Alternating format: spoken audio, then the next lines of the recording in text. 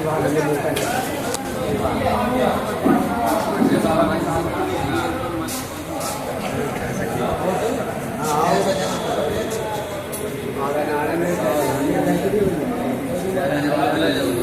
हम सारे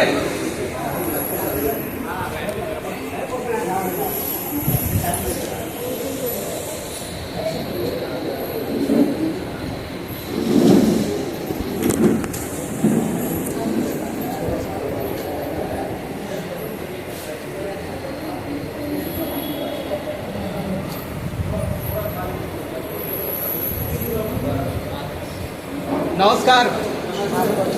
आप सभी को कृष्ण जन्माष्टमी की ढेर सारी शुभकामनाएं। अच्छा, उधर आवाज आ रही है। तो आप सभी को कृष्ण जन्माष्टमी की ढेर सारी शुभकामनाएं। आज भगवान की जन्मदिन है और आप लोगों को सभी को पता है कि भारतवर्ष जो है, भारत भूमि जो है, ये आध्यात्मिक देश है। भारतवर्ष क्या है? एक आध्यात्मिक भूमि है जिस पर भगवान ने कई बार अवतरित हुए हैं, अवतार लिए हैं। तो भगवान श्री कृष्ण भी आज ही के दिन 5100 साल पहले इसी भारतवर्ष में अवतार लिए थे। भगवान श्री कृष्ण ने आज ही के दिन 5100 वर्ष पहले इस धरती पर आए थे और उन्होंने गीता का भी ज्ञान दिया था। आपको पता है भगवान जी इस धरती पर आए थे और भगवान इस धरती में द्वापर युग में आए थे। किस युग में आए थे? द्वापर युग में आए थे। हमारे 4 युगों में तीसरा युग जो है द्वापर का। पहला युग सतयुग का था, त्रेता था, द्वापर था, अब कलयुग में हम लोग हैं। तो भगवान श्री कृष्ण जो हैं विष्णु के अवतार हैं और उन्होंने 8वां अवतार लिया विष्णु जी ने कृष्ण के रूप में इसी धरती में, इसी भारतवर्ष में। इसीलिए भारतवर्ष को ना आध्यात्मिक देश कहा जाता है। आप लोग सुन रहे हैं मुझे? ठीक है, बहुत अच्छी बात है। तो भगवान श्री कृष्ण ने हम सभी के लिए ना एक अलौकिक ग्रंथ दिया, एक अलौकिक ग्रंथ जिसका नाम है गीता। और भगवान जब आए ना तो इस देश में धर्म की स्थापना किया उन्होंने।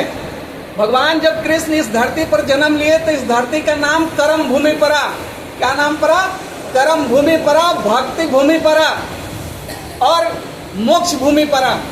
क्योंकि भगवान कृष्ण ने बहुत सुंदर तरीके से हमें सभी को जीवन में कर्म करने के लिए बताया, जीवन में कर्म करने के लिए बताया, भक्ति का मार्ग दिखाया और मोक्ष प्राप्ति के लिए बहुत सारा हमें ज्ञान दिया।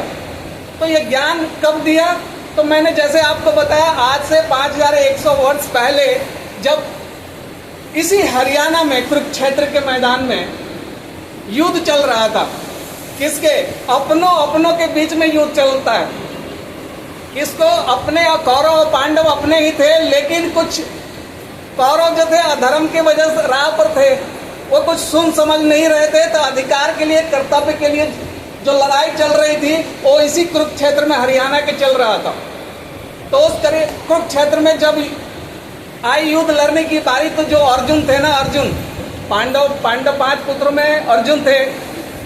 5 पांडव पता है ना आपको कौन कौन थे? पांडुपुत्र अर्जुन थे, भीम थे, नकुल थे, सहदेव थे, युधिष्ठिर थे। ये 5 पांडव लोग क्या कर रहे थे? कौरवों से युद्ध लड़ रहे थे। और कौरवों में ना अथाह योद्धा थे, महायोद्धा थे, जो एक तीर में पृथ्वी के कई टुकड़े करने वाले ऐसे योद्धा थे।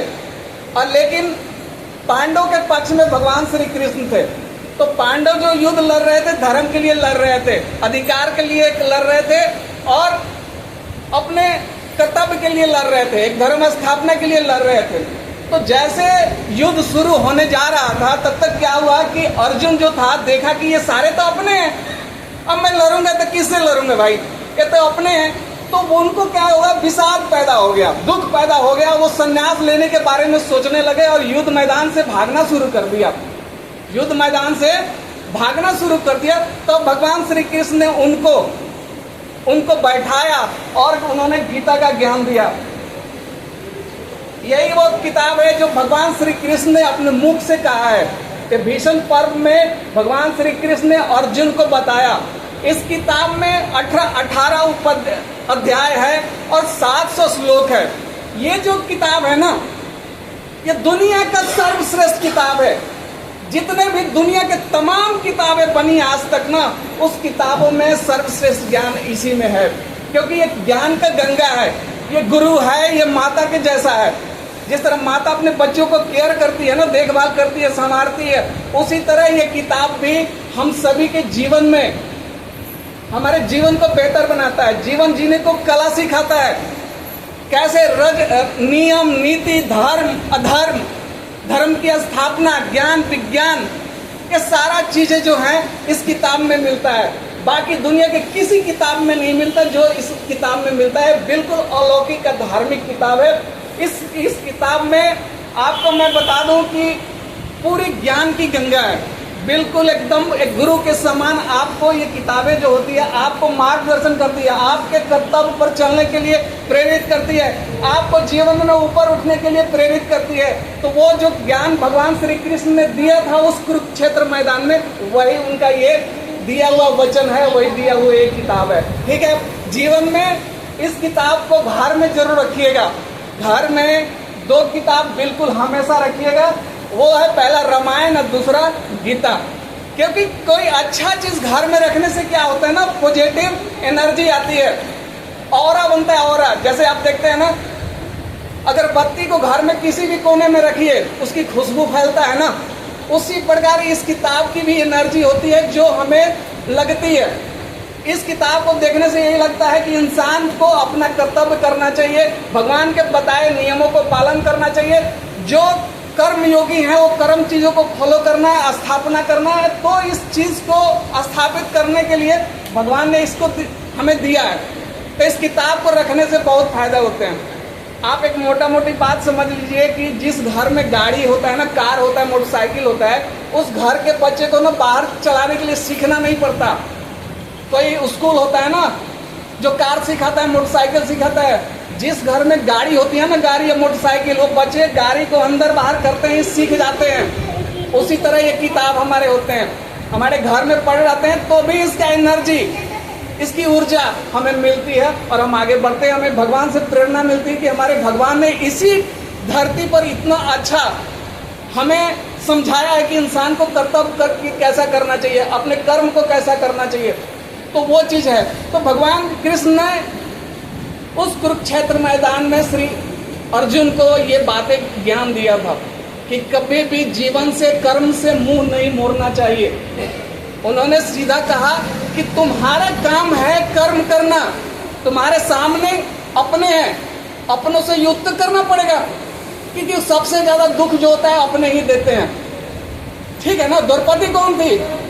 भाभी थी ना, कौरवों के भाभी थी। तो एक अपना ही अपने का साड़ी खींच रहा था, चीर हरण कर रहा था ना जी, वस्त्र हरण कर रहा था, अन्याय कर रहा था अपने भाभी के साथ, तो गलत नहीं था। तो भगवान श्री कृष्ण ने बिल्कुल ये बात समझाया कि आपको जीवन में खुद से, अपनों से युद्ध लड़ना है, तभी आप जीत पाओगे। तुम्हारा कर्तव्य है, तुम्हारा जिम्मेदारी है कि तुम्हें अपने कर्म को पहचानना है, अपने कर्म को पहचानना है और लड़ना है। तो वही सारा बात इसमें भगवान श्री कृष्ण ने बताया कि हमें अगर जीवन में सही ढंग से जीना है तो हमें अपने कर्म को पहचानना पड़ेगा, क्योंकि कर्म ही सब कुछ है। भगवान श्री कृष्ण इस गीता में कहा है कि जन्म और मृत्यु के बीच में मैं 2 ही बार जीवन में आपके दस्तक देता हूँ। भगवान श्री कृष्ण ने क्या कहा कि जीवन में मैं 2 ही बार आपके जीवन में दखल देता हूँ, एक तो जन्म देता हूँ, दूसरा मृत्यु देता हूँ। बाकी ये बीच के जो चीजें हैं, आपके 1 वर्ष से लेकर 60 साल 80 साल के जीवन में मैं नहीं आता। इस जीवन को आपको अपने कर्म से ही अच्छा करना है।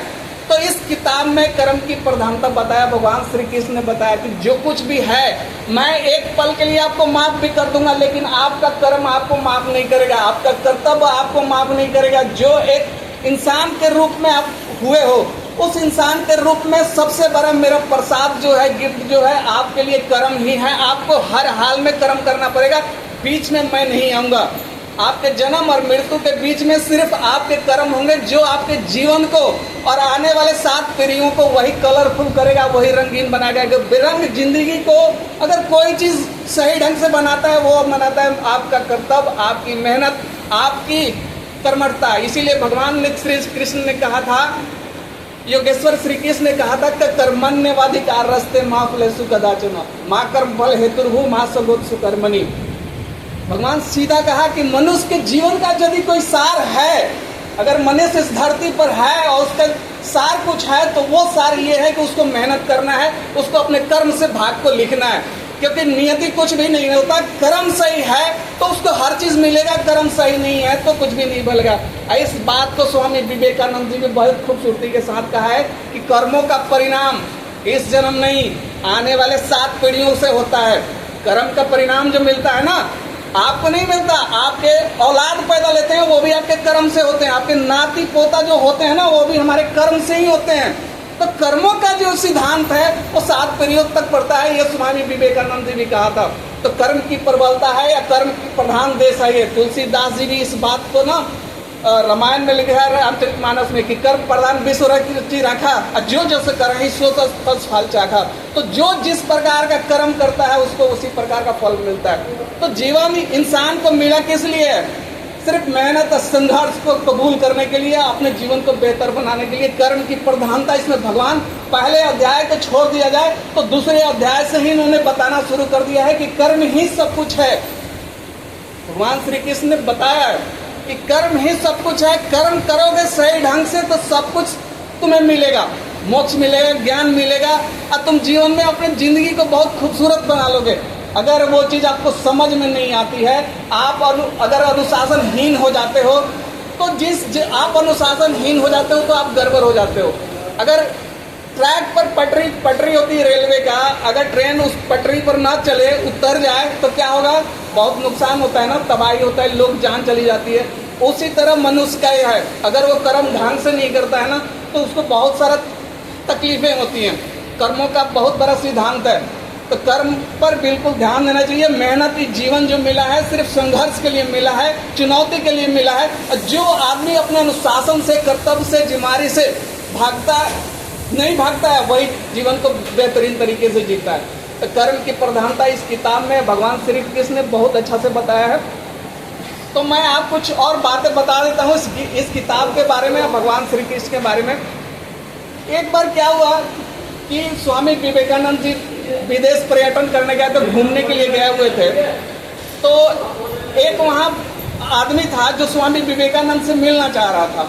उसने क्या किया कि बहुत सारा किताबों को अपने लाइब्रेरी बना रखा था और कहा कि स्वामी जी आप मेरे घर आइए और देखिए मेरी लाइब्रेरी, क्योंकि मैं दुनिया के बहुत सारा किताब को लेकर रखा हूँ। तो स्वामी विवेकानंद जी उस घर में पहुँचे और देखे कि वाकई में वो किताबों की बहुत सारा लाइब्रेरी बना रखा है, किताबों की बहुत सारा लाइब्रेरी बना रखा है। लेकिन उनकी नज़रें गीता को ढूंढ रही थी कि गीता कहाँ है इसमें। तो उन्होंने देखा कि सबसे नीचे तल में दबा हुआ जो है वहाँ पर गीता रखा हुआ है। यही भगवान का जो मुखवाणी से निकला हुआ बात है उसको नीचे रखा हुआ है और सारी किताबें ऊपर है। तो स्वामी विवेकानंद ने बड़े हंसते हुए कहा कि चलिए बहुत अच्छा, आपके पास तो लाइब्रेरी है, बहुत सारा किताब है, लेकिन मेरा जो ग्रंथ है, महाग्रंथ है, वो सभी का भार उठाए हुए है। क्योंकि जितने भी अपने किताब रखा है उस ऊपर ही रखा है, गीता के ऊपर सारा किताब रखा हुआ है। हमारी जो गीता है नीचे दबी हुई है, सबका भार ऊपर वाले को उठाई रखी है। तो इसका मतलब ये हुआ कि दुनिया का जितने भी किताब आज तक बने हैं उन किताबों में सबसे अच्छा ये है, इसमें आपको न दर्शन, नीति, नियम, कर्म, भक्ति, योग, जीवन जीने की कला, मतलब जो जीवन की तमाम चीजें उलझने हैं ना, वो सारी भगवान की गीता की किताब पढ़ने से और सुनने से खत्म हो जाता है। तो भगवान श्री कृष्ण ने इस बात को बताया है। और अच्छा, आज दिन था हमारे पास, आप लोगों से मैं 10 मिनट बात किया, इसलिए बात किया कि कर्म को जानना जरूरी है। ये भारतवर्ष जो है कर्म प्रधान है, ये कर्म की प्रधानता को मानता है। आज देखिए ना, पूरे विश्व यूरोप में भगवान श्री कृष्ण के भक्तिमय में डूबा हुआ है। और सारे भगवान कृष्ण के हरे कृष्ण हरे राम कर रहे हैं वो सारे कर रहे हैं। हम उससे विमुख होते जा रहे हैं, अलग होते जा रहे हैं, अपनी सभ्यता से उलझते जा रहे हैं। वो पहले नंगे रहते थे लेकिन वो आज कपड़े पहन रहे हैं। हम पहले कपड़े पहनते थे तो आज हम नंगे होते जा रहे हैं। हमारी सभ्यता खराब करते हम खुद करते जा रहे हैं। अपने धर्मों को, अपने नियमों को, जो हमारे देवी देवता की, हम सारे ना भगवान के अंश और वंश हैं, भगवान के ही अंश और वंश हैं, बाहर से हम नहीं आए हैं। लेकिन हम अपनी सभ्यता को खराब कर रहे हैं, अब चीज़ों को नहीं समझ रहे हैं, नहीं जान रहे हैं, जिसके वजह से हो रहा है। यूरोप में सारा देश इस गीता को पढ़ता है और आनंद में डूबा हुआ है। हे कृष्ण करुणा सिंधु दीनबंधु जगतपते गोपेश गोपीकांत राधाकांत नमोस्तुते, डूबे हुए भक्ति भाव में। हमारी सारा गुरुकुल का नियम कायदे गीता पर रोज उनका सर्च चलता है, एक एक गीता का शब्द एक एक ग्रंथ के बराबर है, उन्होंने किताब लिख डाला। और हम हैं कि इससे बेमुख हो रहे हैं, अपने कर्तव्य से बेमुख हो रहे हैं, अपने ड्यूटी से बेमुख हो रहे हैं, अपने अनुशासन से बेमुख हो रहे हैं। तो ये जो चीजें हैं ना, बहुत गलत हो रहा है। हमें इन चीजों पर गौर करना चाहिए कि भारतवर्ष जो है एक्चुअल हम ही से है। भारत की पहचान, किसी कंपनी की पहचान हमारे काम से है, हमारे निष्ठा से, हमारी ईमानदारी से है। तो वो चीज कम हो रहा है। देखिए, मैं कोई बाहर की बात नहीं कर रहा, आप सभी देख रहे होंगे कि जो चीजें हमारी थी वो दूसरा देश अपनाकर समृद्ध हो रहा है, शक्तिशाली हो रहा है, पावरफुल हो रहा है। हम अपने चीज को विमुख हो रहे हैं, हम अनुशासनहीनता की तरफ जा रहे हैं, कर्तव्यहीनता की तरफ जा रहे हैं। तो ये चीजें जो है ना, हम ही लोगों को खराब कर रहा है, हमारे शास्त्रों को खराब नहीं कर रहा है। हमारे शास्त्र है, ये जो किताब है बिल्कुल एक ऐसा दुनिया का सर्वश्रेष्ठ किताब है। तो मैं तो यही कहूँगा कि जो अपने धर्म है उसको माने और फॉलो करें। और देखिए, ज़्यादा कुछ नहीं, सिर्फ भगवान एक ही चीज़ का जो ज़्यादा जोर दिया है कि आपका ना कर्म अच्छे हैं ना तो दुनिया में सब कुछ अच्छा है। भगवान ये भी कहते हैं कि मुझे धूप अगरबत्ती मत दिखाओ, लेकिन अपने कर्म को शुद्ध रखो, अपने कर्म को अच्छा रखो। मुझे धूप अगरबत्ती जलाने की नहीं चाहिए। जहाँ पर आपकी कर्म शुद्ध होती है वही मंदिर है, वही पूजा है, वही सब कुछ है। तो भगवान सीधा सीधा इस बात में कहा है कि मुझे धूप अगरबत्ती नहीं चाहिए। अपने मन का विकार जलाओ, अपने मन के भीतर बैठे हो गंदगी के जलाओ, अपने आचरण को शुद्ध करो। यही बात श्री भगवान श्री कृष्ण, आज ही के दिन उनका जन्मदिन है, आज ही के नाम उनकी हमें स्तुति कर रहे हैं, प्रार्थना कर रहे हैं। तो ये चीजें हमें भगवान की दी हुई कही हुई बातों को फॉलो करना है। ठीक है जी, तो ये चीज है, आप फॉलो कीजिए और जीवन को खूबसूरत बनाइए। क्योंकि कोई जीवन की खूबसूरती आपके कर्म में है, आपकी ईमानदारी में है, आपकी मेहनत में है। और मेहनत करने से कोई नहीं मरता, मेहनत करने से ये भगवान का प्रसाद है। मेहनत करना चाहिए। आदमी मेहनत से नहीं थकता, आदमी ना चिंता से थकता है, कलेश से थकता है, बेकार चीजों से वो हो जाता है, असंतोष से थकता है। मेहनत करने से कोई नहीं थकता, मेहनत करने से कोई नहीं मरता। लेकिन ना मेहनत करने वाले हमने गांव भर में देखा है, उनको खटिया खड़ा होते हुए, उनको डूबते हुए। आलस ही खा जाती है। तो इंसान की आलस उसको बर्बाद कर देती है, गैर जिम्मेदारी उसको बर्बाद कर देती है। जिम्मेवारी, चुनौतियां, ये सब पुरुषार्थ करने के लिए भगवान इस किताब में बताया, उन्हें कही हुई है कि आप पुरुषार्थ करो, मैं तुम्हारे साथ हूँ। मैं जब तेरी कर्म शुद्ध हो गई, तेरा विश्वास मेरे पर हो गया, तो तुम्हें कुछ भी करने की जरूरत नहीं। मैं तुम्हारे साथ सदैव खड़ा हूँ, तुम्हारे साथ हूँ। तुम अपने कर्म को सिद्ध करो और कर्म के साथ रहो। तो ये जो चीजें था भगवान गीता ने हम सभी को दिया हुआ है। इन चीजों को हमें पढ़ना चाहिए, पालन करना चाहिए, सुनना चाहिए। तो मैं आप लोगों के लिए कृष्ण जन्माष्टमी के शुभकामनाएं देता हूँ और आशा करता हूँ कि आप लोग अपने जीवन को अच्छा बनाएंगे, अपने मेहनत से, अपने संघर्ष से, अपने कर्तव्य से और जिम्मेदारी से। तो इन्हीं बातों के साथ मैं अपने वो विराम देता हूँ। आप सभी का धन्यवाद। नमस्कार, धन्यवाद आप सभी का।